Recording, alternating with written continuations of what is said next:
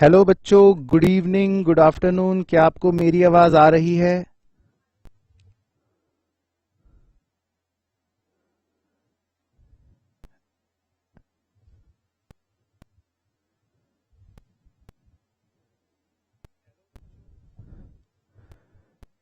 राम अवतार, Adil, Gayatri, Shubham, good evening, good evening, good evening. तो क्या सब बच्चों को मेरी आवाज आ रही है? Yes sir. Piyush, A B C D, Chirag, Ridhima, yes. Aadya, yes. Yes sir, yes sir, yes sir. आ रही है। ओके, आ रही है बच्चों को आवाज। इसका मतलब ऑडियो तो सही चल रहा है। Good evening Satyam, Nisha. Oh my God, cool dude, Harsh, Sonu, सबको आवाज आ रही है? ओके, एक बार बताओ कितना नजर आ रहा है। एक बार विजुअल्स और चेक कर लेते हैं फटाफट। तो कितना नजर आ रहा है बच्चों जी?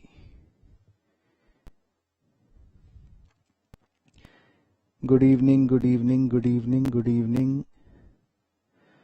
ओके,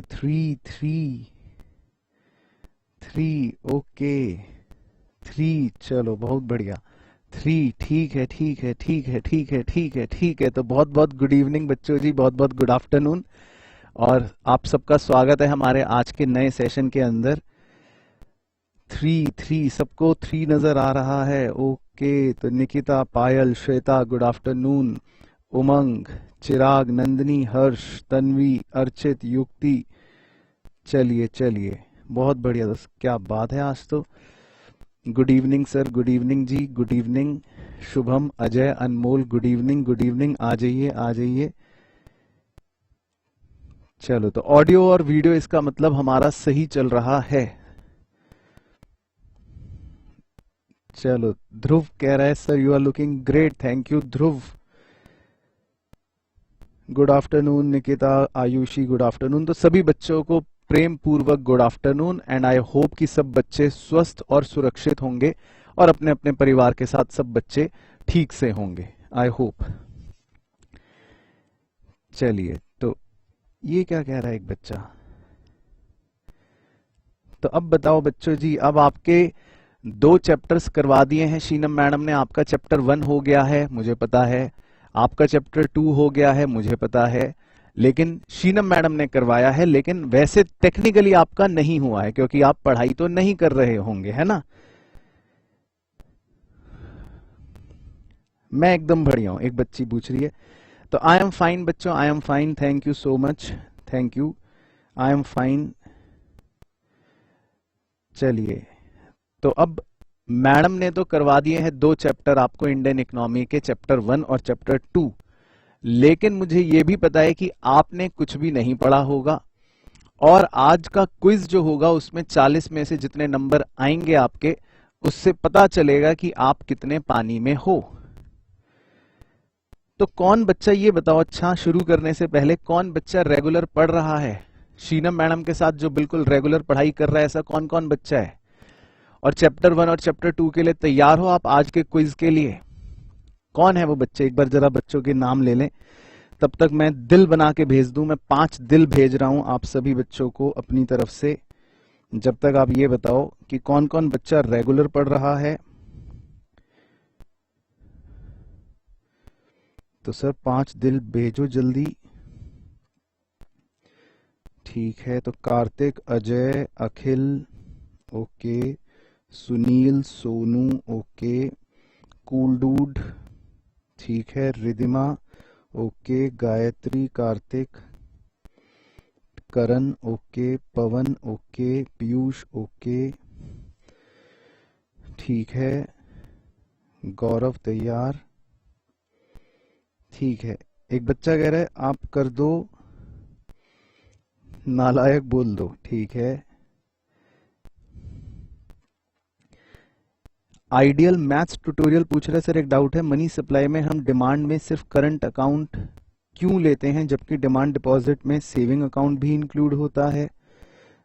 तो आइडियल मैथ्स ट्यूटोरियल जो मनी सप्लाई की परिभाषा है वो आरबीआई ने दे रखी है, तो आरबीआई के मेजर 1 के हिसाब से जब हम कैलकुलेशन करते हैं तो खाली करंट अकाउंट लेते हैं। तो ये आरबीआई की परिभाषा के हिसाब से चलते हैं हम। चलो, तो कई बच्चे तो कह रहे हैं कि हम पढ़ते हैं, ठीक है, ओके। चलो ठीक है बच्चों, तो अब आज के सेशन में अब हमें क्या करना है, आज हमको 40 मार्क्स के एमसीक्यू क्वेश्चंस जो हैं उसको कवर करना है, और जिसके अंदर आपको क्या क्या वैरायटी के क्वेश्चंस मिलेंगे। आपको मिलेंगे फिल इन द ब्लैंक, आपको मिलेंगे ट्रू फॉल्स, आपको मिलेंगे मैच द फॉलोइंग, आपको मिलेंगे रीजन एसर्शन के क्वेश्चन। 5 5 5 5 नंबर ईच के तो ये हो गए। तो बताओ कितने नंबर हो गए? 5 5 5 5। कितने नंबर हो गए सर? 5 5 5 5। तो सर पता नहीं कितने नंबर हो गए, हमें क्या पता सर, बताओ कितने नंबर हो गए?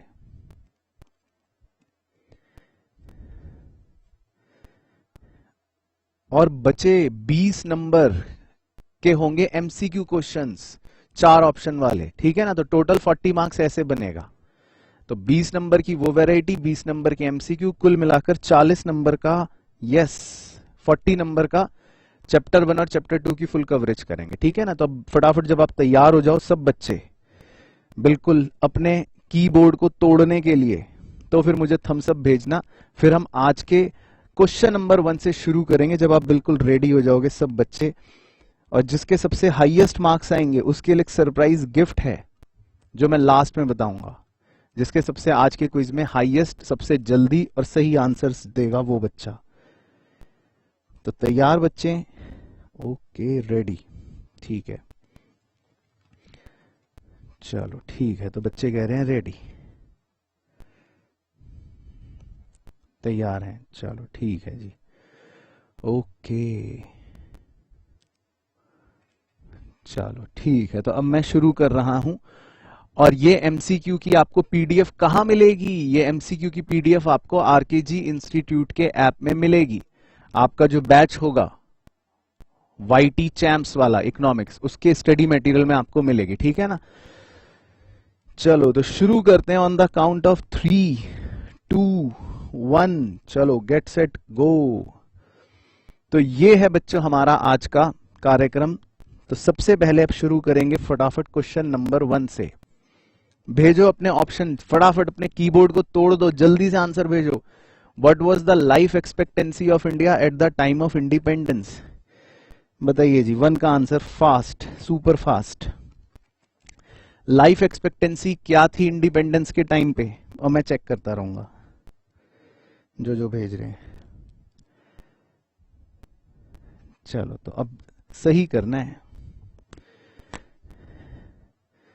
ओके ओके ओके, तो जिन्होंने भेजा सी, जिन्होंने भेजा सी उनका तो गलत, सही आंसर है डी। तो option number D is the correct answer. चलो question number 2। Which of the following is false regarding the positive effect of British rule? इनमें से आपको गलत बताना है कि ब्रिटिश रूल के टाइम पर गलत बात इसमें से कौन सी लिखी हुई है। ए बी सी डी,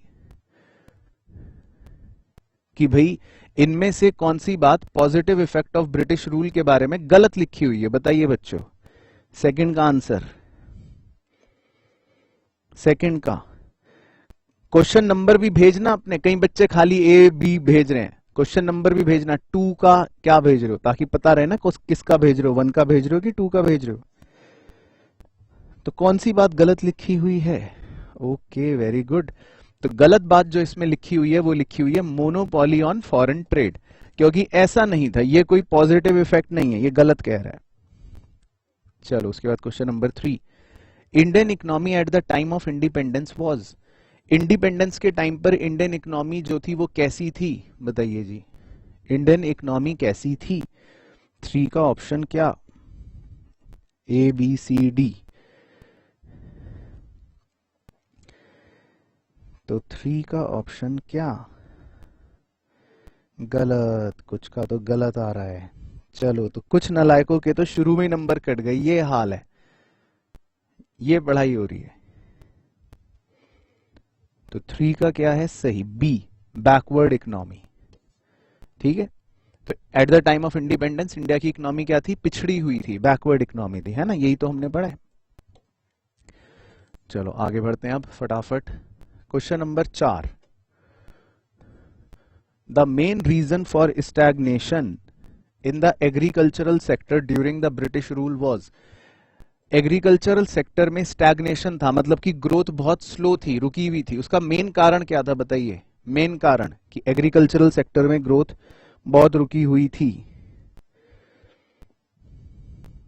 एक बच्चा कह रहा है ABCD, ABCD, एक ऑप्शन दो। हाँ, तो मेन कारण क्या था, मेन कारण था, सही भेजा आपने, जमींदारी सिस्टम। तो एग्रीकल्चर सेक्टर में ग्रोथ रुकी हुई थी जमींदारी सिस्टम की वजह से। इसके बाद question number 5, what percentage of India lived in villages at the time of independence. आजादी के टाइम पर कितने प्रतिशत भारतीय गांव में रहते थे, बताइए जी, कितने प्रतिशत भारतीय गांव में रहते थे। इसका बच्चे गलत बताएंगे। ठीक है, नाम नोट कर रहे हो ना, जो सही भेज रहा है सबसे जल्दी उसको लास्ट में सबसे बड़ा सरप्राइज गिफ्ट देना है। ठीक है, नाम नोट करते रहना जिन बच्चों के कमेंट्स आ रहे हैं, और जो सबसे जल्दी सही आंसर देगा उसका नाम नोट करते रहना। तो 5th का आंसर बताओ जी, 5th का बच्चे गलत बताएंगे मुझे ऐसा लग रहा है। तो कितने प्रतिशत भारतीय गांव में रहते थे at the time of independence, ये फिगर याद होनी चाहिए, 85%। 85%, ठीक है, तो 5 का बी, वेरी गुड। तो कईयों ने सी भेजा, कईयों ने डी भेजा, तो उनके गलत हो गए। चलो question number 6, when was the first census operation conducted in India. Bharat में बताइए जी, पहला सेंसस कब हुआ था, भारत में पहला सेंसस कब हुआ था, भारत में पहला सेंसस कब हुआ था। 6th का, 6th का, 6th का, 6th का किसका सही है, लक्ष्य कालरा का सही है, 1881 सही, 1881 सही, ठीक है, वेरी गुड। उसके बाद question number 7, economic growth and economic development are. अब इसके बारे में क्या कहना चाहते हो आप कि इकोनॉमिक ग्रोथ और इकोनॉमिक डेवलपमेंट जो है आर क्या, A same, different with growth is wider concept, C different with development is wider concept, D different with development is narrow concept. तो अब इसमें बच्चे गलत बताएंगे, तो 7th का बताइए जी, 7th का कौन सही भेजेगा। एक बच्चा कह रहा है सर लव यू, अरे आंसर भेजो ना, तुम लव यू कर रहे हो, इतने नशे में आ गए हो कि किसे लव यू बोलना है तुम्हें यही नहीं समझ आ रहा, कहीं भी लव यू लिख रहे हो। तो 7th का एक गलत, उमंग भाई का गलत। ग्रोथ और डेवलपमेंट सेम नहीं है, ग्रोथ जो है वो छोटी चीज होती है, वो नैरो कॉन्सेप्ट होता है, डेवलपमेंट थोड़ा वाइडर कॉन्सेप्ट होता है। तो इसका सही आंसर जो है वो सी ऑप्शन है, different with development is a wider concept, development जो है वो वाइडर कॉन्सेप्ट होता है। तो 7th का सही ऑप्शन था सी। चलो उसके बाद question number 8, dash refers to relative distribution of countries workforce among various sector. भाई अलग अलग सेक्टर में कंट्री के वर्कफोर्स लगे हुए होते हैं ना, अलग अलग सेक्टरों में, उस टर्म को क्या कहते हैं। ये अच्छा क्वेश्चन है, बच्चे इसमें गलती करते हैं, उस टर्म को क्या कहते हैं बताइए। 8th का, उस टर्म का क्या कहते हैं। तो डी गलत, एक बच्चे ने डी भेजा, आपका गलत हो गया मेरे दोस्त।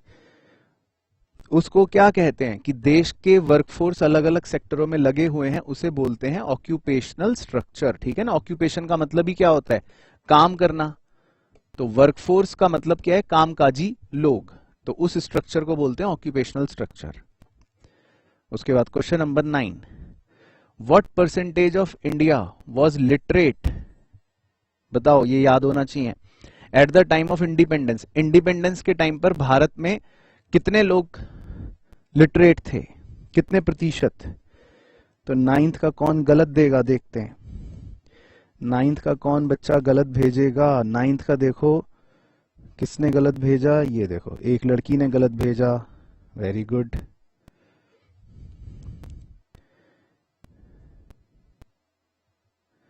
ठीक है, प्रदीप का सही, अंशिका गौर का सही। तो सही था, लिटरेसी रेट उस समय आजादी के टाइम पर 16%। तो इसका सही आंसर है 16%। ठीक है, उसके बाद question number 10, reasons for the slow progress of the land reforms were. हमारे देश में लैंड रिफॉर्म्स आए थे, लेकिन उसकी प्रोग्रेस बहुत स्लो थी। बताओ उसका क्या कारण था, उसका क्या कारण था? Benami transfer, loophole in legislation, lack of political will, या सभी के सभी, ऑल ऑफ दीज? तो देखो 10th का किसका गलत, मीना का गलत। और किसका गलत?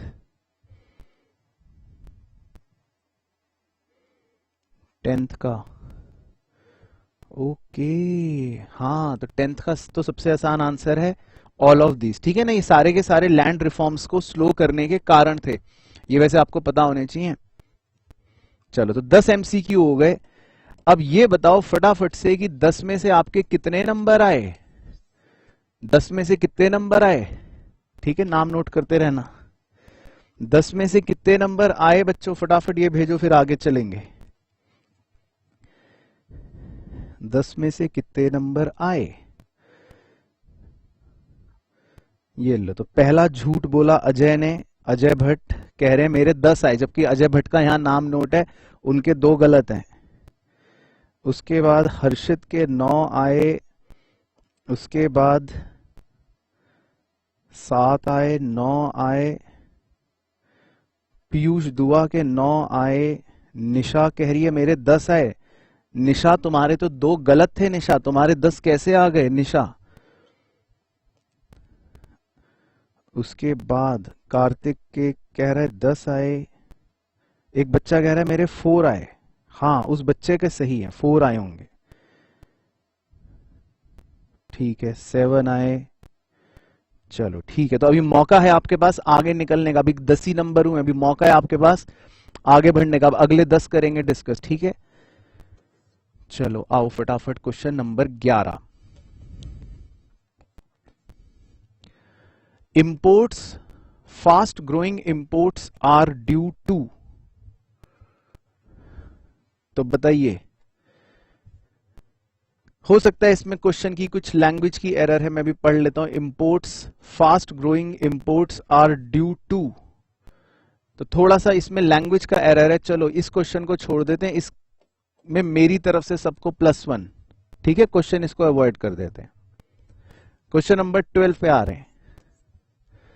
Question number 12, who was the first chairman of the planning commission of India? चलो ये बताओ, प्लानिंग कमीशन ऑफ इंडिया के पहले चेयरमैन का नाम बताइए जी, कौन था? ABCD ऑप्शन में से बताना है। एक बच्चा पूछ रहा है देवाशीष ये कौन से चैप्टर का है? देवाशीष चैप्टर 1 और चैप्टर 2। अभी आपको मैम ने चैप्टर 1 और चैप्टर 2 ही तो कंप्लीट करवाया है ना, Indian economy on eve of independence, और उसके बाद प्लानिंग वाला चैप्टर 1950 से 1991 तक। चलो, तो 12 का क्या भेज रहे हैं बच्चे? Very good, Jawaharlal Nehru. तो फर्स्ट चेयरमैन थे जवाहरलाल नेहरू। उसके बाद क्वेश्चन नंबर 13, ये अच्छा क्वेश्चन है। The government and the market together answer the 3 questions of what to produce, how to produce and how to distribute what is produced. It is an example of, बताओ ये statement पढ़ के बताओ कि ये कौन सी इकोनॉमी की बात हो रही है? Mixed economy, capital economy, government economy या सोशलिस्ट इकोनॉमी? बताइए जी, 13th का आंसर, 13th का आंसर। अच्छा, एक बच्चा कह रहा है फैक्ट्स अर्थ, कह रहा है सर मेरा नाम लीजिए। ठीक है, तो 13 का आंसर तो बताओ। तो 13 का सोनू का सही, आद्या का सही, वेरी गुड। क्योंकि वो कह रहा है कि सरकार भी है और मार्केट भी है, दोनों इकट्ठे। तो दोनों इकट्ठे किस में होते हैं? मिक्स्ड इकोनॉमी में होते हैं। तो सही आंसर है, वेरी गुड, मिक्स्ड इकोनॉमी। ठीक है, उसके बाद question number 14, which was not the feature of economic policy pursued under planning till 1991। तो आपने चैप्टर 2 पढ़ ही लिया प्लानिंग वाला। तो इनमें से कौन सी पॉलिसी नहीं थी बताओ? Which was not the feature of economic policy pursued under planning till 1991। तो इनमें से कौन सा पॉइंट हमारा नहीं था? नहीं वाला बताना है आपको। तो देखो इसमें गलत करा, मुझे पता था।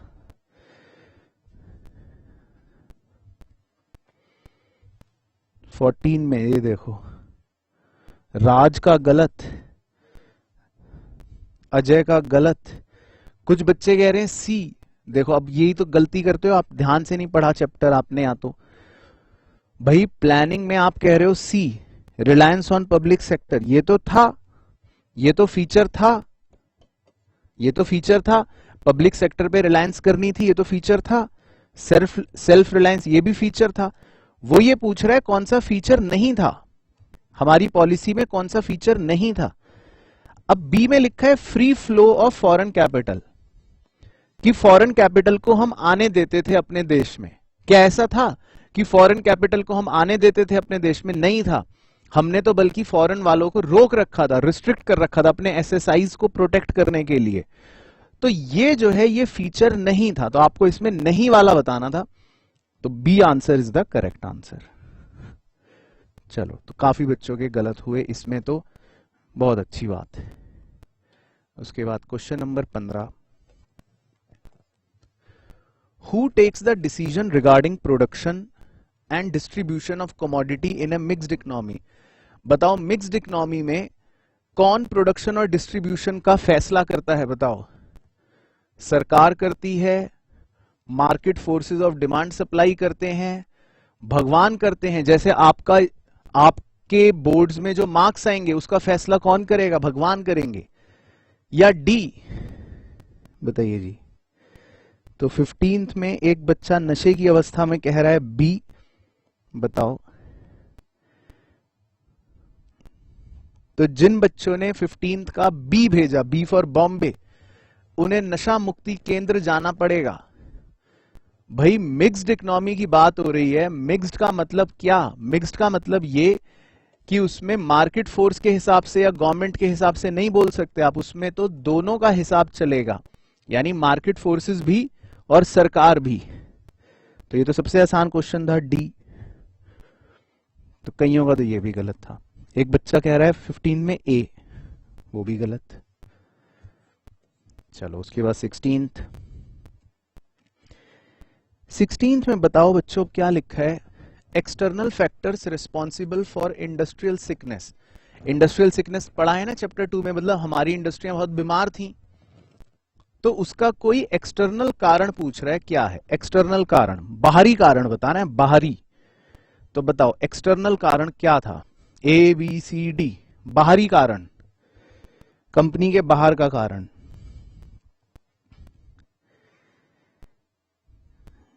अच्छा 11th का भी आएगा, पहले रिजल्ट आ जाए ना 10th का फिर। ये अच्छा क्वेश्चन है बच्चों, ये एग्जाम में इनडायरेक्टली भी पूछ सकता है, ठीक है ना। अच्छा क्वेश्चन है। और जिन्होंने भेजा 16 का सी वो गलत भेज रहे हैं, जिन्होंने भेजा 16 का डी वो भी गलत भेज रहे हैं। अच्छा क्वेश्चन है, ध्यान से समझो। बाहरी कारण बताना है, कंपनी के बाहर का कारण। भाई लैक ऑफ मैनेजमेंट, मैनेजमेंट की कमी, तो ये तो अंदरूनी कारण है। एक्सेसिव ओवरहेड एक्सपेंसेस, खर्चे ज्यादा हैं, ये भी अंदरूनी कारण है। डायवर्जन ऑफ फंड्स, पैसे का डायवर्जन, ये भी अंदरूनी कारण है। लेकिन सरकार की पॉलिसी क्या रहेगी? तो सरकार की पॉलिसी तो हमारे इंडस्ट्री के हाथ में नहीं होती, ये एक बाहरी कारण है। तो यानी कि जिन्होंने बी भेजा मतलब वो सही भेजा, बाकी जो सी और डी भेज रहे थे वो गलत हो गया। चलो उसके बाद 17, green revolution introduced during the planning process was restricted mainly to the crops like. Green revolution जो है वो कौन सी क्रॉप्स पर मेनली रिस्ट्रिक्टेड था? तो ये वैसे आसान है, आप बता सकते हो जिन्होंने पढ़ा होगा। तो 17 का क्या आंसर है? ओके 17 भी बच्चे जो गलत बता रहे हैं, बताओ अब उनका क्या करा जाए? जो 17 भी गलत बता रहा है बच्चा, उसका जीवन तो बेकार है। कोई बच्चा कह रहा है कॉटन एंड जूट, बस बच्चे ने आओ देखा ना ताओ, वो सोच रहा है बस मैंने कहीं पे किताब में कॉटन एंड जूट पढ़ लिया था तो वही आंसर होगा। ऐसे थोड़ी ना। ग्रीन रिवॉल्यूशन तो जो HYV सीड्स थे वो सबसे पहले हमने सिर्फ व्हीट और राइस पर ही करे थे और मेनली उन्हीं क्रॉप्स पर वो रिस्ट्रिक्टेड रहा भी था ग्रीन रिवॉल्यूशन, ठीक है ना। तो इसका सही आंसर है ए। उसके बाद 18th, land reforms refer to the reforms relating to. ये आसान है। तो चैप्टर 2 में आपने पढ़े थे ना लैंड रिफॉर्म्स या एग्रेरियन रिफॉर्म्स, तो उसके अंदर क्या क्या बातें हैं, मतलब वो किससे रिलेट करता है? A land revenue, B ownership of holdings, C size of holding, या सारे। तो 18 का बताइए जी। ठीक है, तो 18 का सही बता रहे हैं बच्चे, मेजॉरिटी ऑल ऑफ दीज है ना, मतलब ये सारी ही बातें लैंड रिफॉर्म से रिलेट करती हैं। तो इसका 18 का ऑप्शन हो गया डी सही, क्योंकि सारी चीजें लैंड रिफॉर्म से ही संबंधित है ना। कितनी होल्डिंग होगी, साइज क्या होगा, लैंड रेवेन्यू कौन रखेगा, ये सब बातें लैंड रिफॉर्म से ही संबंधित थी। और उसके बाद 19th, when was the planning initiated in India? बताओ भारत में प्लानिंग की शुरुआत कब हुई थी? चैप्टर नंबर 2 में है ये। भारत में प्लानिंग की शुरुआत कब हुई थी? तो 19th का क्या आंसर आएगा? प्लानिंग की शुरुआत ए, बी, सी या डी? तो प्लानिंग की शुरुआत कब हुई थी?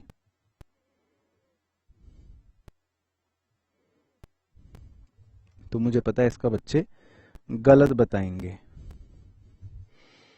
प्लानिंग की शुरुआत कब हुई थी 19 का? देखा गलत कईयों का, हाँ गलत कईयों का गलत।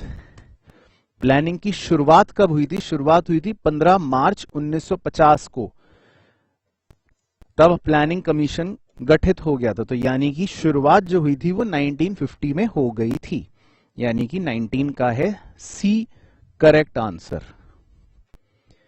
और last MCQ question number 20, the period of 1966 to 1969 was a period of, बताओ 66 से लेकर 69 के बीच का जो पीरियड है वो क्या है? A, B, C, D? अच्छा क्वेश्चन है, लेट्स सी कौन बताएगा सही। क्वेश्चन नंबर 20, 1966 से 1969 के बीच का,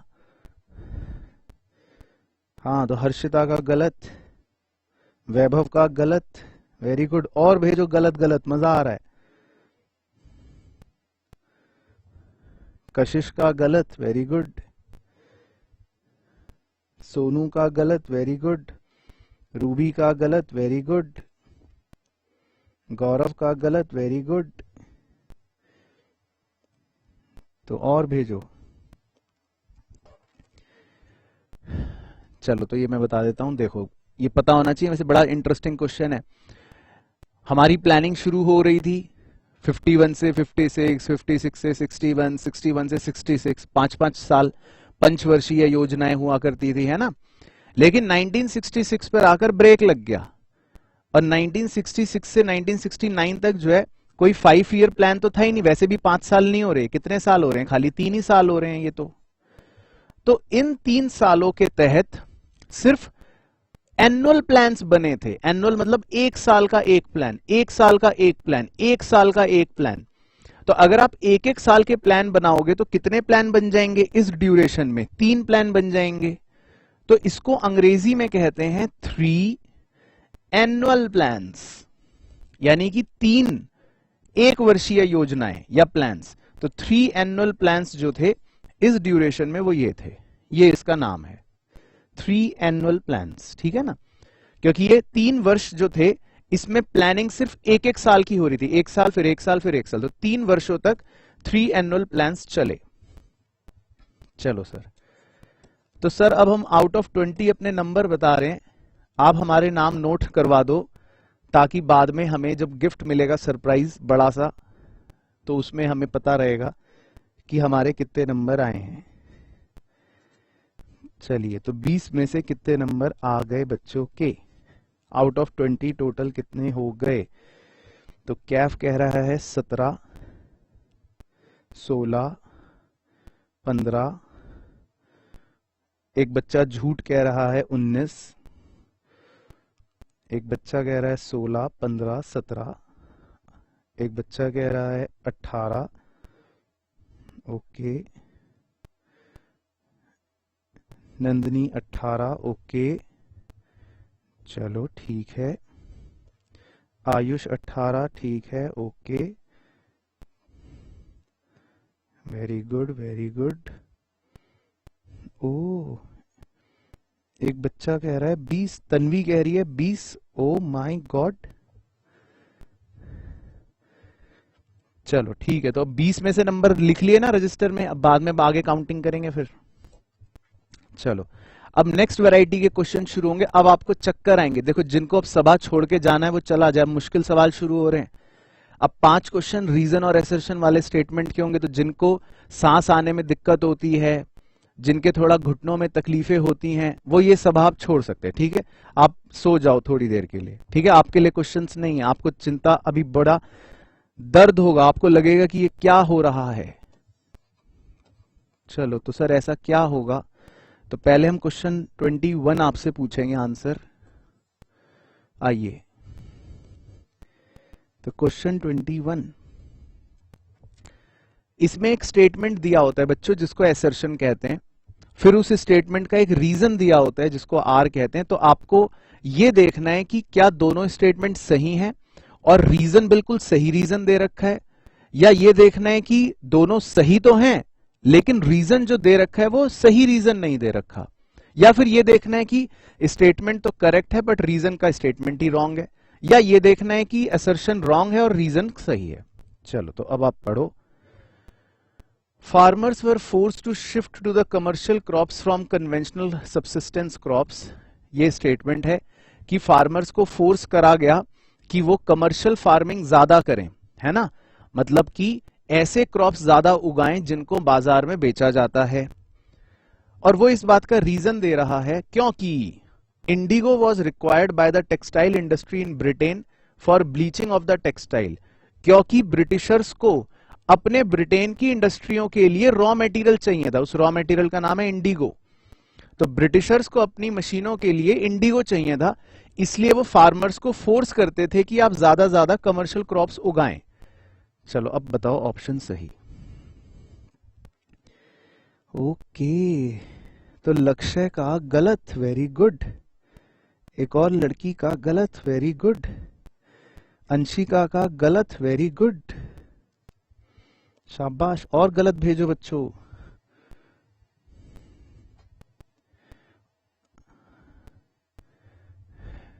चलो ठीक है, तो वैसे ये सही स्टेटमेंट है, करेक्ट है, और रीजन भी सही है, और रीजन बिल्कुल इसका सही रीजन भी है। Basically assertion and reason both are correct and reason is the correct explanation for assertion.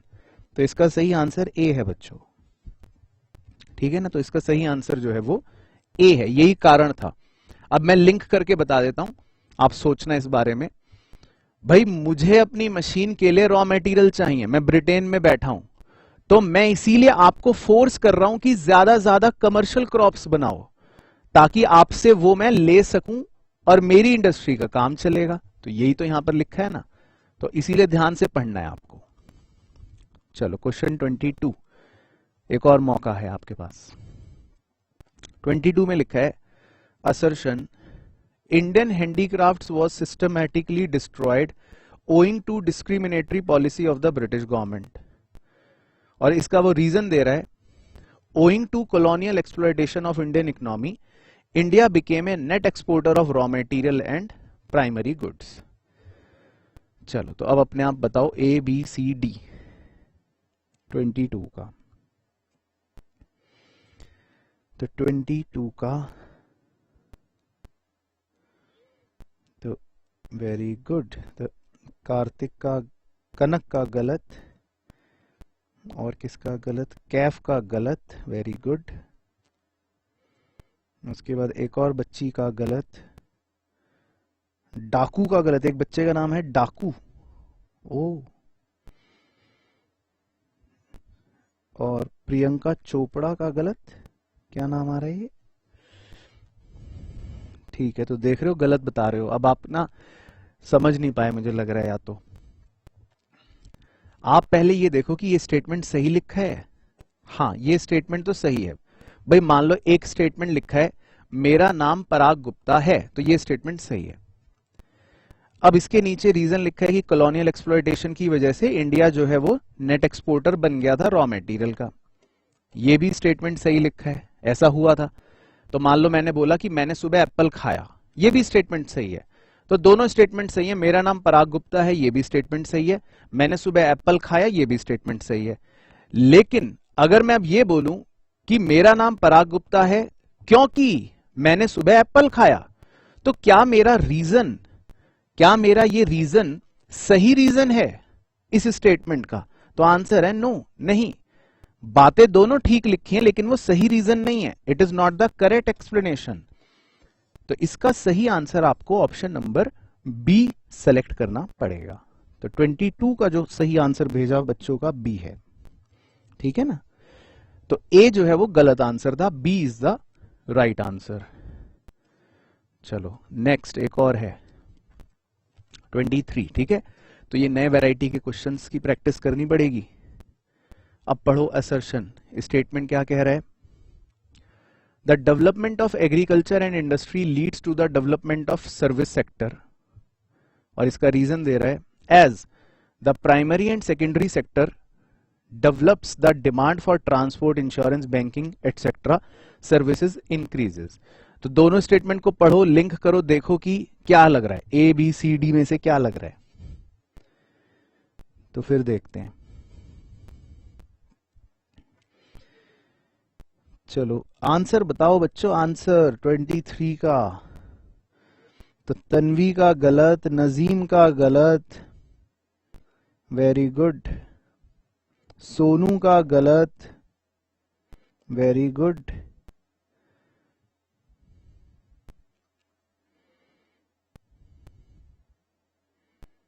Babita का गलत, वेरी गुड। चलो तो देख रहे हो कितने गलत हो रहे हैं। हा मजे आ रहे हैं, देख रहे हो कितने नंबर कट रहे हैं आपके। तो वैसे अगर आप देखो तो ये सही बात लिखी है कि भाई एग्रीकल्चर और इंडस्ट्रियल सेक्टर का जो डेवलपमेंट हुआ उसकी वजह से सर्विस सेक्टर का भी डेवलपमेंट हुआ, क्योंकि प्राइमरी और सेकेंडरी सेक्टर के डेवलप होने की वजह से दूसरी चीजों की, सर्विसेज की डिमांड जो है वो बढ़ गई थी। तो बिल्कुल सही लिखा है। मतलब इससे सही स्टेटमेंट तो अगर परमात्मा भी आ जाए तो भी ना हो। तो बिल्कुल सही लिखा है, ऐसा ही था और बिल्कुल सही एक्सप्लेनेशन है। तो 23 का है, A option is the correct answer. क्या सर सारे कट गए सर, ये तो सारे गलत हो रहे हैं सर। अब तो सर डीमोटिवेट हो गए सर, मन नहीं कर रहा सर। चलो 24, ये भी सब गलत बताएंगे मुझे पता है। 24 पढ़ो, assertion. The concept of economic planning for the country's growth and development was first conceived by the Soviet Union in 1928। ठीक है, तो अपने आप पढ़ लो, देखो क्या है। और इसका रीजन दे रहा है, there was no difference in the nature of planning model adopted by India compared with the Soviet Union। अपने आप पढ़ें, लगाएं बुद्धि, ए बी सी डी, चार ऑप्शंस में से क्या होगी बात। 24 का,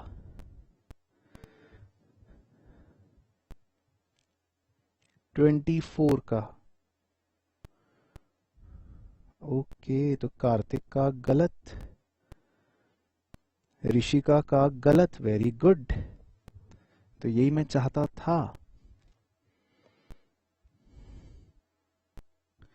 ये वाला नहीं आता, चलो कोई नहीं, अभी डिस्कस करेंगे।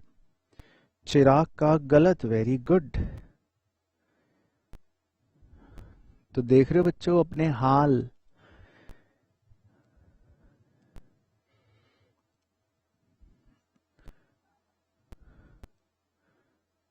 ओके चलो आओ। तो अब देखो, अब इसके बाद फिर इंटरेस्टिंग शुरू होंगे। तो देखो बच्चे, तो बड़ी सिंपल सी बात है। ये जो बात लिखी है कि इकोनॉमिक प्लानिंग का जो कॉन्सेप्ट था वो सोवियत यूनियन ने सबसे पहले शुरू करा था, ये बात तो सही लिखी है। और फिर वो ये स्टेटमेंट कह रहा है, ये तो सबसे आसान है, आपको पता होना चाहिए, कह रहा है कोई डिफरेंस नहीं था जो प्लानिंग मॉडल इंडिया ने अडॉप्ट करा और जो सोवियत यूनियन ने अडॉप्ट करा। तो साहब ये तो सरासर गलत बात लिखी है। सोवियत यूनियन ने करा था सोशलिस्ट और हमने कौन सा मॉडल अडॉप्ट करा था, मिक्स्ड वाला। तो हमारा और उनका तो अलग अलग था ना। तो वो ये कह रहा है कि हमारा और उनका कोई डिफरेंस ही नहीं था। तो ये बात तो, ये स्टेटमेंट तो गलत है, ये तो सरासर गलत है। तो इसका मतलब ये है कि असर्शन तो सही है लेकिन रीजन वाला स्टेटमेंट गलत है। तो आपका ऑप्शन बन गया ऑप्शन नंबर सी। तो जिन्होंने सी भेजा उनको मेरी तरफ से शाबाशी, उनका सही।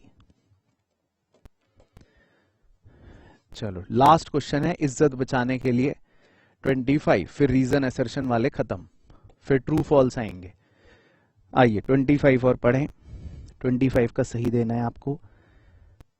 असर्शन में कह रहा है capitalism is an economic system in which major economic decisions are left to free play of the market forces. ठीक है, अपने आप देखो सही है कि गलत है। और इसका रीजन दे रहा है there is private ownership of the means of production and all the economic decisions are taken with a view to maximising profits. तो अब देखो जी क्या ऑप्शन इसका सही होगा। अरे सनी तुम भी आ गए। हाँ हाथ पैर ठंडे हो गए ना, देख लो अब। तो किसका गलत, वेरी गुड, राज का गलत। और किसका गलत, और किसका गलत। अरे वाह, तो ये तो सही बता रहे हो सब, वेरी गुड। तो ये स्टेटमेंट सही है, ये भी स्टेटमेंट सही है, बिल्कुल सही। उसकी एक्सप्लेनेशन भी है, मतलब ये पूरा एग्जैक्ट कारण भी यही होता है। तो यानी कि सही ऑप्शन बन गया ऑप्शन नंबर ए, बिल्कुल सही। ठीक है ना। तो ये 5 क्वेश्चंस जो थे ये आपको ये दिखाने के लिए थे कि कैसे रीजन और असर्शन के क्वेश्चंस आएंगे स्टेटमेंट फॉर्म में, सही ऑप्शन आपको चुनना पड़ेगा। ठीक है जी। चलो अब हम करेंगे ट्रू फॉल्स। 5 ट्रू फॉल्स हैं, उसके बाद फिर 30 में से नंबर लगाएंगे कि कितने आ गए। आइए ट्रू एंड फॉल्स। तो सबसे पहले ए का, the number of deaths of children below the age of 1 year per 1000 live birth is called infant mortality rate। बताइए जी क्या ये ए सही है, क्या ये सही है या ये फॉल्स है, क्या ये सही है या गलत है। अरे पीयूष तुम आंसर तो भेजो भाई। बच्चे का मन बेचारे का चंचल होता है, उसको उस चीज की यूटिलिटी नहीं चाहिए जो उसके हाथ में है, उसको हमेशा जिज्ञासा रहती है ऐसी चीजों की जो नहीं है, जो उससे दूर है। ओके तो सही भेजा, ये ट्रू है क्योंकि यही होती है इसकी परिभाषा। चलो पहला तो सही। उसके बाद next B, increase in per capita income is an indicator of economic development of an economy. Per capita income बढ़ना जो है वो एक इंडिकेटर माना जाता है इकोनॉमिक डेवलपमेंट का। तो बताइए जी, पर कैपिटा इनकम बढ़ने को हम कहते हैं कि ये तो डेवलपमेंट हो रहा है। तो बताइए जी। तो अब गलत होने शुरू हो गए, वेरी वेरी गुड। अब गलत होने शुरू हो गए, वेरी गुड, यही मैं चाह रहा था। तो कि कुछ तो गलत हो। हाँ तो देखो जी, तो कईयों का गलत। तो पर कैपिटा इनकम बढ़ने को हम मानते हैं, इसको हम इकोनॉमिक इंडिकेटर मानते हैं, क्योंकि जब नहीं बढ़ती तो हम कहते हैं कि देखो इकोनॉमी खराब कर रही है, तो इसको माना जाता है इकोनॉमिक डेवलपमेंट का इंडिकेटर। तो मतलब ये ट्रू है, सही है, सही कह रहा है। तो ट्रू वाले बच्चों का सही, फॉल्स वालों का गलत। उसके बाद next C, Indian agricultural sector suffered due to partition. Partition, बंटवारे की वजह से हमारे एग्रीकल्चरल सेक्टर को नुकसान हुआ, सफर करना पड़ा। बताइए जी, क्या ये बात सही है कि बंटवारे की वजह से हमारे देश के एग्रीकल्चरल सेक्टर को नुकसान उठाना पड़ा? तो बताइए जी, बंटवारे की वजह से सी का आंसर क्या, हमारे देश को एग्रीकल्चरल सेक्टर को नुकसान उठाना पड़ा? बताइए।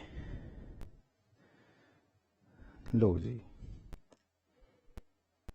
तो ये बच्चे कौन सी दुनिया से आए हैं? तो बस देखो, ये भी गलत भेज रहे हैं कई बच्चे। भाई आप पढ़ नहीं रहे या टीचर्स आपको पढ़ा नहीं रहे, ये क्या हो रहा है? इसमें दोनों में से ये गैप क्यों उत्पन्न हो रहा है? क्या टीचर पढ़ा नहीं रहे, ये कि आप पढ़ नहीं रहे, ये गैप क्यों है? क्या आपने ये नहीं पढ़ा कि जब पार्टीशन हुआ तो सारी फर्टाइल जो लैंड है, मतलब अच्छी उपजाऊ जमीन, वो चली गई ईस्ट पाकिस्तान और पाकिस्तान की तरफ? क्या ये बात आपने नहीं पढ़ी कि जूट का प्रोडक्शन जहां इतना अच्छा खासा होता था वो सारा पाकिस्तान में चला गया? क्या ये बात आपने नहीं पढ़ा? क्या बताओ, पहले मुझे इसका जवाब दो। जो बच्चे फॉल्स भेज रहे हैं, क्या उन्होंने पढ़ाई नहीं करी? भाई ये तो एक मेन पॉइंट है, पार्टीशन की वजह से हमारे सेक्टर को नुकसान हुआ था। ये तो बहुत बड़ा ट्रू पॉइंट है, कई बच्चे फॉल्स लिख के बैठ रहे हैं। अब मैं सोच रहा हूं आपकी अब 1 महीने तक सोच रहा हूं मैं क्लासें बंद करवा देता हूं। शीनम मैडम को बोलता हूं बच्चे पढ़ तो रहे नहीं है, फालतू के एफर्ट लगाने का फायदा ही क्या है? चलो D, PC Mahalanobis is considered to be the architect of Indian planning. Indian planning के आर्किटेक्ट का नाम था पीसी महालानोबिस। बताइए जी, क्या यह बात सत्य है या गलत है?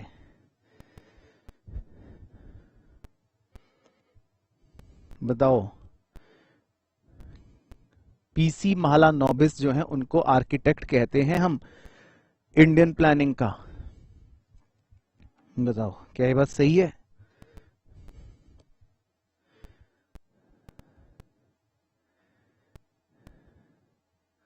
कहां है? तन्वी ने क्या आंसर भेजा है? ओ माय गॉड, सनी तुम यहां भी हो? ठीक है, तो कई बच्चे इसका भी गलत भेज रहे हैं। ट्रू, अरे ये तो किताब में बड़ी बड़ी फोटो नहीं देखी आपने? शुरू में ही होता है ये तो लिखा हुआ, पीसी महालानोबिस। एक ही तो नाम है चैप्टर में, प्लानिंग का चैप्टर शुरू होते ही सबसे पहली तस्वीर पीसी महालानोबिस की चिपका रखी है किताबों में, तो उन्हीं को तो कहते हैं आर्किटेक्ट ऑफ इंडियन प्लानिंग।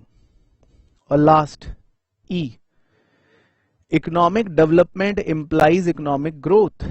बताइए जी, इकोनॉमिक डेवलपमेंट जो है वो इकोनॉमिक ग्रोथ दर्शाता है, तो ये सही है कि गलत है? तो ई का क्या होगा? ई का तो देखो, आनंद, नैन्सी, अखिल, आयुषी, ये देखो, ये है नालायक बच्चे। पीयूष, ये देखो, एक बच्चे ने चश्मा लगा के इमोजी भेज रहा है, लेकिन चश्मे का फायदा क्या जब आंसर गलत है? चश्मा तो तुमने लगा लिया, आंसर तुम्हारा गलत है, तो जब रिजल्ट आएगा ना तो पापा भी वही चश्मा लगा के तुम्हें डंडों से मारेंगे, तब लगाना चश्मा। तो भाई इकोनॉमिक डेवलपमेंट क्या होता है? बताओ, इकोनॉमिक डेवलपमेंट क्या होता है? उसमें कहते हैं कि इकोनॉमिक ग्रोथ भी होती है प्लस साथ ही साथ सस्टेनेबल डेवलपमेंट भी होता है। तो इकोनॉमिक डेवलपमेंट होने का तो मतलब ये है ही है ना कि इकोनॉमिक ग्रोथ तो है ही है, तो ये स्टेटमेंट तो ट्रू है। तो ये फॉल्स कैसे कह रहे थे बच्चे? तो इसका मतलब ये कि आप बच्चे फेल हो रहे हो। तो इसका आंसर था ट्रू। चलो, तो मैं बताता हूं आपके 30 में से अब कितने नंबर आ रहे होंगे। मुझे पता चल गया कि आपके अब 30 तक कितने आए होंगे। देखो, इन ट्रू फॉल्स में आपके कम से कम 3 गलत, ठीक है। रीजन एसर्शन के 5 सवालों में कम से कम आपके 4 गलत, तो 3 यहां गलत, 4 वहां गलत, यानी कि 7 क्वेश्चन तो गलत। तो अब आपके 30 में से कितने नंबर आ रहे होंगे, पहले आप भेजो, फिर मैं बताता हूं। फिर आपके आ रहे होंगे 30 में से अराउंड, ज्यादा से ज्यादा खींचतान करके 21 आ रहे होंगे, इसके आसपास आ रहे होंगे। तो 23, लावण्या कह रही है 28, ओ माय गॉड। तन्वी और शुभम तो कह रहे हैं 30। तो ये दोनों देखो झूठ बोल रहे हैं, इनके 3 आंसर्स तो गलत थे। एक बच्ची कह रही है 29। अच्छा, चलो ठीक है। तो 30 हो चुके कंप्लीट, बस अब लास्ट 10 बचे हैं। अच्छा, हिंद कह रहा है मेरे 18 आए, ठीक है। चलो ठीक है, बाद में काउंट करना, जिसने नंबर नहीं लगाए बाद में नंबर लगाना, फिर 40 में से पता चलेगा कि कितने आएंगे, है ना।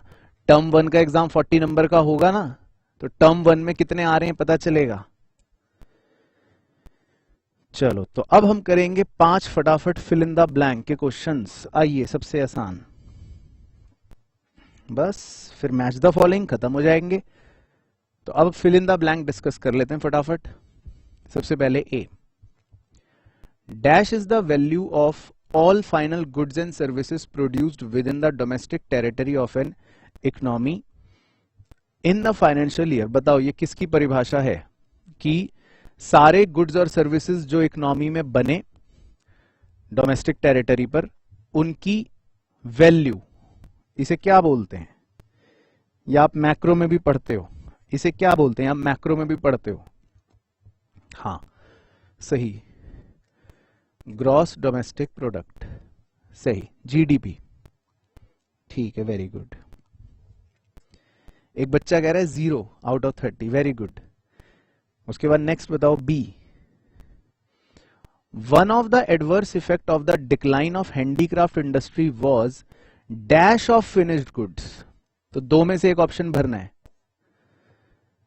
कि हैंडीक्राफ्ट इंडस्ट्री के डिक्लाइन का एक एडवर्स इफेक्ट ये था कि हमारे फिनिश्ड गुड्स के क्या बढ़ गए थे। तो बताइए, इन 2 में से एक ऑप्शन भरना है। तो one of the adverse effect of decline of handicraft industry was क्या। भाई, बुरा प्रभाव किसे कहते हैं, एडवर्स इफेक्ट मतलब बुरा प्रभाव। तो बुरा प्रभाव जो होता है वो कब होता है, जब आप बाहर से इंपोर्ट करते हो या जब एक्सपोर्ट करते हो, वैसे भी सोच सकते हो, है ना। तो सही भेज रहे हैं मेजॉरिटी बच्चे। तो बुरा प्रभाव क्या है, इंपोर्ट ऑफ फिनिश्ड गुड्स, है ना। तो हमको इंपोर्ट करने पड़ते थे फिनिश्ड गुड्स बाहर से, ये बुरा प्रभाव है। तो इंपोर्ट इज द सही आंसर। उसके बाद सी, सबसे आसान क्वेश्चन, इसने जिसका गलत बताया वो बच्चा छत से कूद जाएगा आज। Dash is described as year of great divide. Year of great divide कौन सा था, 1911 के 1921। ईयर ऑफ ग्रेट डिवाइड कौन सा था जी, ईयर ऑफ ग्रेट डिवाइड था ना वो, डेमोग्राफिक ट्रांजिशन, वो सब कहानियां। तो कौन से साल को कहते थे year of great divide. Okay, चलो ठीक है ना, तो ये तो सबको पता है, वेरी गुड। तो 1921, ठीक है ना, तो 1921 था ईयर ऑफ ग्रेट डिवाइड, ठीक है, सिंपल। उसके बाद D, planning commission was established in, ये वैसे हमने अभी डिस्कस कर लिया था स्टार्टिंग में। प्लानिंग कमीशन जो है वो कब एस्टैब्लिश हुआ था, हमने स्टार्टिंग में डिस्कस कर लिया था। तो इसका आंसर तो हम आपके बिहाफ पे लिख भी सकते हैं। तो प्लानिंग कमीशन कब आ गया था हमारा, 1950 में, है ना। और उसके बाद E, dash was engaged in the formulation of 5 year plans in India. Bharat में 5 ईयर प्लान्स को बनाने की प्रक्रिया में कौन एंगेज था, रिजर्व बैंक ऑफ इंडिया या प्लानिंग कमीशन? तो बताओ, तो ई का आंसर क्या, कौन इन्वॉल्व था? तो ई का answer planning commission. Very good. एक बच्चा कह रहा है कि सर डेली क्विज होगा। अगर मैं डेली क्विज रखने लग गया तो मुझसे मिलने परसों तुम्हें पागल खाने आना पड़ेगा। बात समझ आ रही है? अगर मैं डेली क्विज रखने लग जाऊंगा तो मेरे से फिर परसों मुलाकात आपकी पागल खाने में ही होगी। चलो, तो प्लानिंग कमीशन सही आंसर है। ठीक है, वेरी गुड। चलो, तो ये तो मेरे ख्याल से सबके हो गए बढ़िया। अब बचे हैं आखिरी 5। बस मैच द फॉलोइंग करेंगे, फिर पूरे 40 में से नंबर मिल जाएंगे। आइए जी, चलो, तो सबसे पहले क्वेश्चन नंबर 28 के मैच द फॉलोइंग को भेड़ेंगे हम। चलो ठीक है ना। तो मैच द फॉलोइंग तो आपको पता ही है ना कि कैसे करते हैं। ए का मतलब ए को किससे करना है वो लिख के भेजना, बी को किससे करना है वो लिख के भेजना, सी को किससे करना है वो लिख के भेजना, डी को किससे करना है वो लिख के भेजना। ठीक है, एक ही बारी में। तो ए डैश क्या, बी डैश क्या, सी डैश क्या, डी डैश क्या, ऐसे। चलो, तो मैच द फॉलोइंग देखते हैं फिर। देवाशीष कह रहे सर आप परसों पागल खाने जा रहे हो? हाँ देवाशीष, परसों मैं पागल खाने में मिलूंगा। और प्रदीप कह रहा है सर मैं भी वहीं हूं। ठीक है प्रदीप। चलो, अब ये मैच द फॉलोइंग का आंसर भेजो अच्छे से।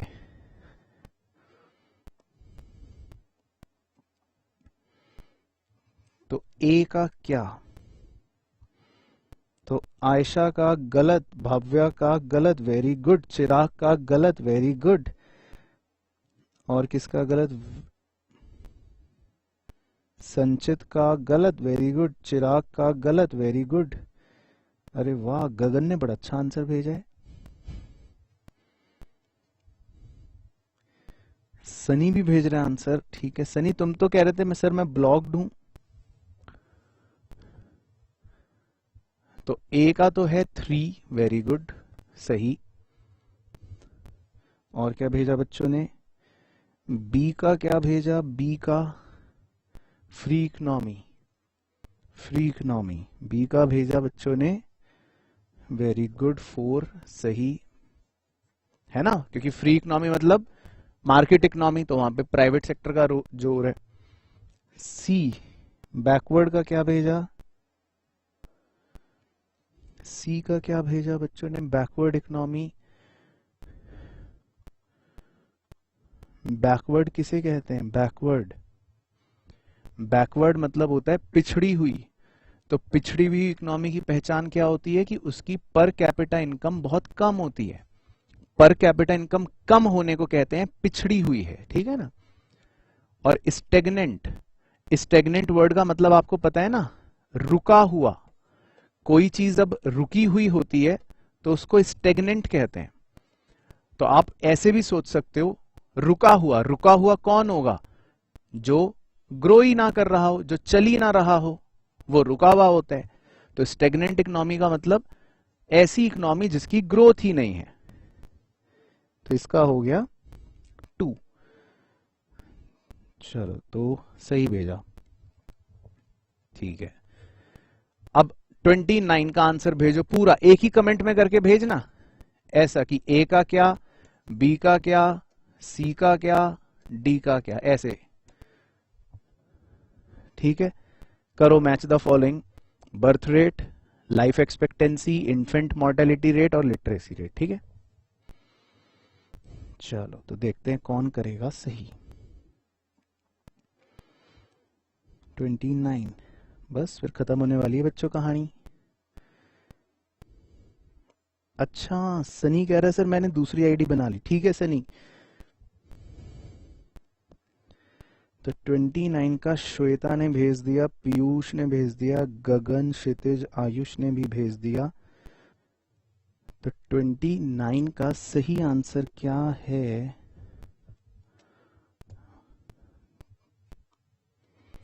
आइए, सही भेजा सब बच्चों ने, मतलब ये वाला तो मेजॉरिटी सभी का सही। तो बर्थ रेट को किससे भेड़ा आपने कि कितने जन्मे, लाइफ एक्सपेक्टेंसी को किससे भेड़ा आपने कि कितने साल जिएगा यानी 3 से, इन्फेंट मॉर्टेलिटी रेट को किससे भेड़ा आपने कि कितने बच्चे मर गए 1 साल से कम के, और लिटरेसी रेट को किससे भेड़ा आपने जो पढ़ सकते हैं लिख सकते हैं यानी 2 से। तो सही 29 में सही भेजा बात बच्चों जी ने, वेरी गुड। चलो इसके बाद 30 बस 3 बचे हैं बच्चों, 3 बचे हैं। तो 30 बताइए, इसमें भी वैसी आंसर भेजना है। ए टैरिफ बैरियर को किससे, बी एंटी डंपिंग ड्यूटी को किससे, सी नॉन टैरिफ बैरियर को किससे, डी सब्सिडीज को किससे। तब तक मैं देख रहा हूं कौन भेज रहा है। तो 30 का चेक करें कौन बच्चा सही भेज रहा है, चेक करते रहें। हाँ निकिता आपके सारे सही हैं। हाँ हरिओम आद्या आपके भी सारे सही हैं, आपके नाम नोट करवा रखे हैं यहाँ पे।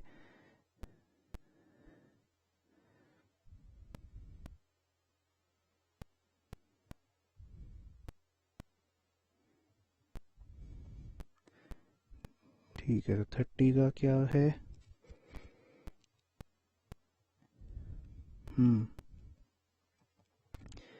तो ए का किससे भेड़ा,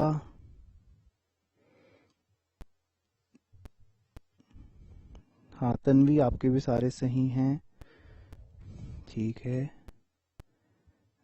तो ए का भेड़ा किससे बच्चों का, गलत। तो टैरिफ बैरियर कौन से होते हैं, टैरिफ बैरियर, टैरिफ बैरियर पता है ना सरकार ने लगाए थे, क्या थे वो टैरिफ बैरियर कि भाई जो इंपोर्ट करेगा उससे ज्यादा ड्यूटी लेंगे, उससे ज्यादा टैक्स लेंगे, इसे बोलते थे टैरिफ बैरियर, ठीक है ना।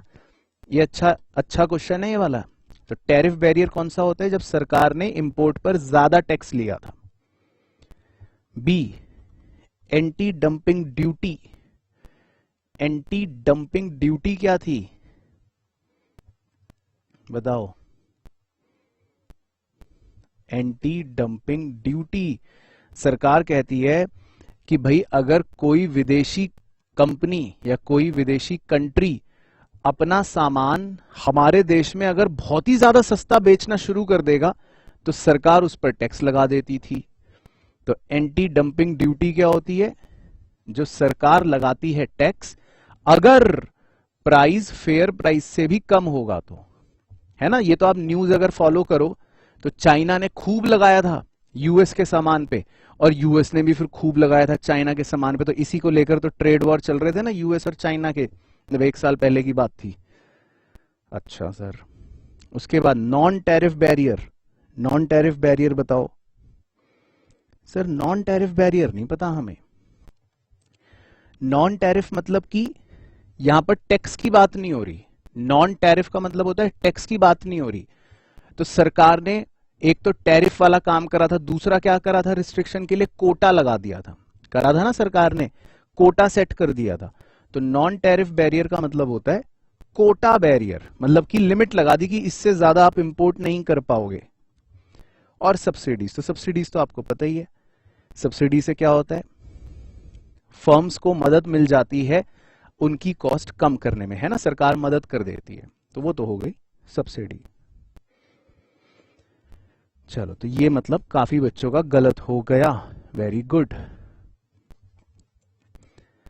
उसके बाद सेकंड लास्ट क्वेश्चन, बस खत्म होने वाला है बच्चों कहानी। 31, ओ माय गॉड 31 सर, ये कैसे करेंगे हम, इतना बड़ा करना तो पड़ेगा बच्चों।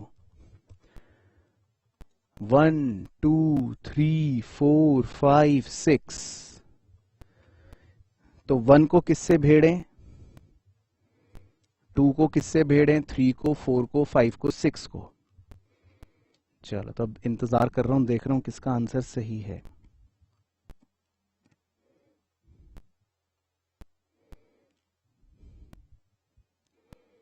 हाँ माधव, ऑप्शन आएगा, और अभी सीबीएसई लॉन्च करेगा ना अपना नया पैटर्न, तब करेंगे डिस्कस।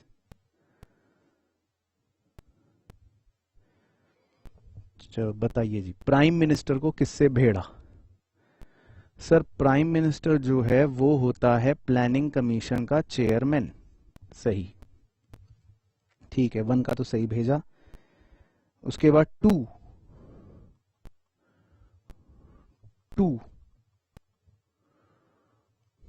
तो ग्रॉस डोमेस्टिक प्रोडक्ट, मतलब ये पी जो है वो गायब हो गया, ग्रॉस डोमेस्टिक प्रोडक्ट। जीडीपी को किससे भेड़ा? तो ग्रॉस डोमेस्टिक प्रोडक्ट हमने अभी पहले भी पढ़ा था कि it is the money value of goods and services produced in the economy in 1 year. उसके बाद 3 कोटा, कोटा को किससे भेड़ा? 3 कोटा है ना, ये भी अभी थोड़ी देर पहले हमने पढ़ा था, लिमिट लगा दी थी सरकार ने, है ना, कोटा, कि भाई इससे ज्यादा आप इंपोर्ट नहीं कर सकते। तो कोटा को किससे भेड़ेंगे? Quantity of goods that can be imported, है ना, कोटा। उसके बाद number 4 land reforms. Land reforms को बताओ किससे भेड़ेंगे हम? लैंड रिफॉर्म्स, तो लैंड रिफॉर्म्स क्या था? ए तो हो नहीं सकता, एफ भी हो नहीं सकता, तो ई ही बचा, improvement in the field of agriculture to increase its productivity, है ना। तो लैंड रिफॉर्म जो थे वो इस वजह से आए थे। उसके बाद HYV सीड्स, तो HYV सीड्स का तो एक ही ऑप्शन है, ऐसे सीड्स जिनसे आउटपुट का प्रोपोर्शन बढ़ गया था, यानी कि A seeds that give large proportion of output. और बचा सब्सिडी, तो लास्ट ऑप्शन वैसे भी हम भेड़ सकते हैं, और सब्सिडी का मतलब वैसे भी हमें पता है कि ये मॉनेटरी असिस्टेंस होती है जो सरकार प्रोडक्शन एक्टिविटी करने के लिए देती है।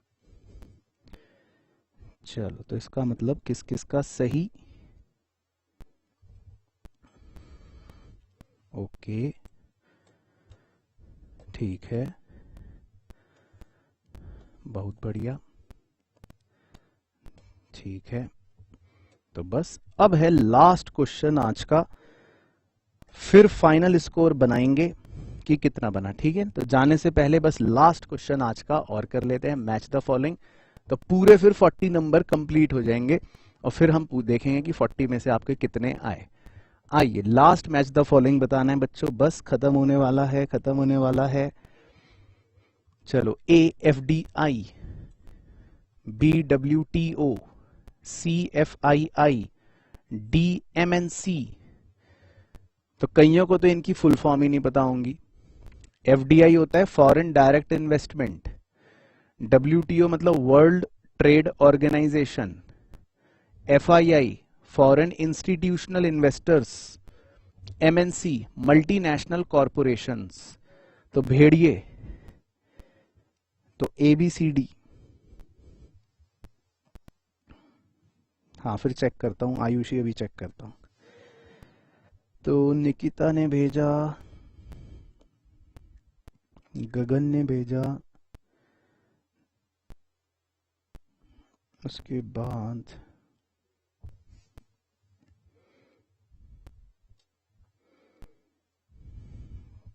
ठीक है। तो FDI जो है वो क्या होती है? वो होती है फॉरेनर्स की इन्वेस्टमेंट, फॉरेन डायरेक्ट इन्वेस्टमेंट, है ना। तो नाम से भी आपको समझ आना चाहिए। तो ये भिड़ जाएगा 2 से, सही। उसके बाद WTO, WTO को किससे भेड़ा? WTO का काम क्या है? वर्ल्ड ट्रेड ऑर्गेनाइजेशन, जो ट्रेड्स को मॉनिटर करता है देशों के बीच में। तो it deals with the global rules of trade between Nations, ठीक है।